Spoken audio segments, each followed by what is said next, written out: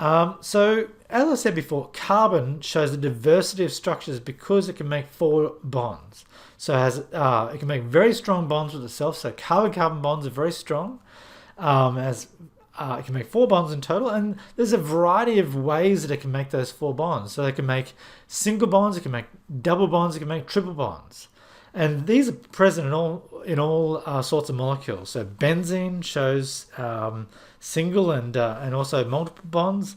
Chloroethane, which is a simple halogenated hydrocarbon that has insecticidal properties, has all single bonds. Here we've got a double bond of an alkene with a carbon-fluorine bond. Ethine, which is also known as acetylene, very commonly used by welders in oxyacetylene systems. So it's a linear compound with a triple bond between carbon atoms. And we can have carbon-carbon multiple bonds to not just itself, but also to other atoms such as nitrogen. And we can make interesting molecules such as pyrimidines and all sorts of other molecules involved in biology. The geometry of carbon-based molecules was a topic of really hot debate for many, many years. Kekulé and Cooper were the first to independently observe that carbon always makes four bonds. Subsequently, Van Hoff and Lebel proposed that the four bonds of carbon have specific spatial directions. So the atoms surround carbon at the edges of a tetrahedron when it's in a fully saturated or full bonded environment. Kekulé also developed a way of drawing the structures of carbon-based molecules that we can also call line bond structures. Here we draw a line between two atoms, indicating that there's a two-electron covalent bond between those atoms. So if we have a bond between a carbon atom and another carbon atom, we're saying that that is equal to, so this is an equivalent sign, that's equivalent to drawing a pair of electrons between those atoms in a Lewis type structure. So here's what a tetrahedron looks like, and here we've got how we can draw a tetrahedral molecule, methane, using line bond structures, but where we show some of those bonds as being wedges or dashes to show them coming out of the page or into the page. And we'll practice that a lot more during this course. So Lewis structures show valence electrons for molecules using dots. A hydrogen has one dot, we can form one bond. Carbon has four dots, it can form four bonds. And so when we take one carbon atom and four hydrogen atoms, we can get this Lewis structure here, where we have four single bonds with the carbon and the hydrogen contributing one electron to each one of those bonds. The carbon satisfies this octet rule, has 8 valence electrons around it, and so we have our methane molecule.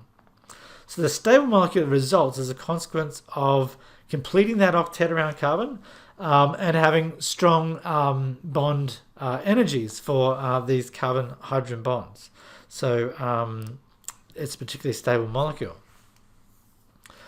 So when we're looking at carbon bonding to itself or carbon bonding to hydrogen, because this forms the backbone of so many organic molecules, we think of that as being the sort of backbone of an organic molecule.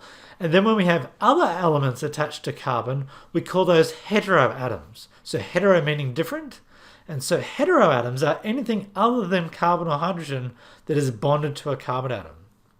So nitrogen has 5 valence electrons, but it usually forms only 3 bonds and has a lone pair of electrons. Oxygen has 6 valence electrons and normally forms 2 bonds and has 2 lone pairs of electrons. So we can generate Lewis structures like this. Okay. Or we can draw them as line bond structures or Kekulé structures like this.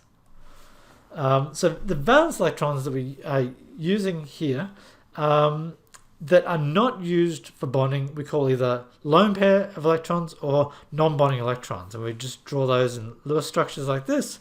Or we can actually draw them in the line bond structures as well. Sometimes we'll leave them off, such as in this structure here. It depends on what purpose we're drawing the molecule for.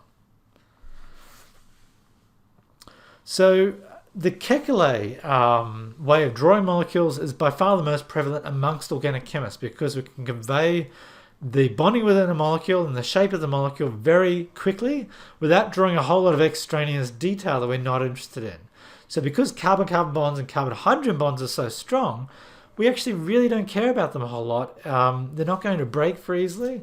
And so often they're the least interesting part of the molecule. So we want to draw attention to the parts of the molecule that are bonded to heteroatoms. And we want to really draw distinctions between single and double bonds. And so the Kekulé structure gives us a very sort of uncluttered way of drawing the molecule that shows its shape and overall bonding. So the Kekulé structure of ethane is drawn here. It's just 2 lines signifying 3 carbon atoms. So we've got 3 carbon atoms. And overall, that's a very convenient way to draw that propane structure. It's really important to recognize, though, that when we draw these Kekulé, these line bond structures, all those hydrogens are still there. This is just a way of drawing the molecule where we're taking that shortcut, that shorthand. And the reason why it's useful is oftentimes organic molecules can be quite complex. And so if we drew out the structures of these important, biologically important molecules here using the full notation, drawing all of our hydrogens and all of our carbon atoms, it would take a very long time and we'd be sort of baffled by the amount of detail that's drawn. So here's a little bit more detail of the complexity and the variety of structures you can get out of organic molecules. Here's Vioxx. This is a molecule that was used to treat pain for a long time, but was withdrawn because it has some very bad cardiac side effects. The company who developed Vioxx had to withdraw it. Lipitor, this molecule over here, is perhaps one of the most successful drugs of all time. So it's used to treat high cholesterol as the anti-cholesterol drug. And it was, I think, the first or one of the first drugs to sell over $1 billion per year for the company that developed it. So it's what was known as a blockbuster drug because it was able to generate so much revenue for the company that that made it. And the way it works is it inhibits an enzyme within your body that is involved in the biosynthesis of cholesterol, and therefore your body has less cholesterol to form nasty, plaques and so on within your arteries.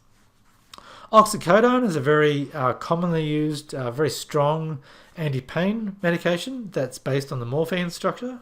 There's cholesterol, our bad guy in terms of what leads to a lot of heart disease, but also something that your body makes every day. It's just the fact that we can generate too much of it by having a poor diet and other sort of lifestyle choices. And here's one of the penicillins, one of the most common and most successful antibiotics that are available in the market. Okay, so just to recap, looking at Kekulé and line bond structures, we draw a line between each carbon atom and the next carbon atom. And so the intersection of lines, or the terminus of lines, signify a carbon atom, and each line signifies a pair of electrons in a covalent bond. And the hydrogens are not shown, they're normally implied, unless they're attached to heteroatoms. So we normally draw them when they're attached to hydrogen, or they're attached to nitrogen, or sulfur, and so on. Okay, so that's a little brief primer on organic chemistry and how to draw line bond structures and where we're heading in terms of organic structures and diversity. Thanks for watching.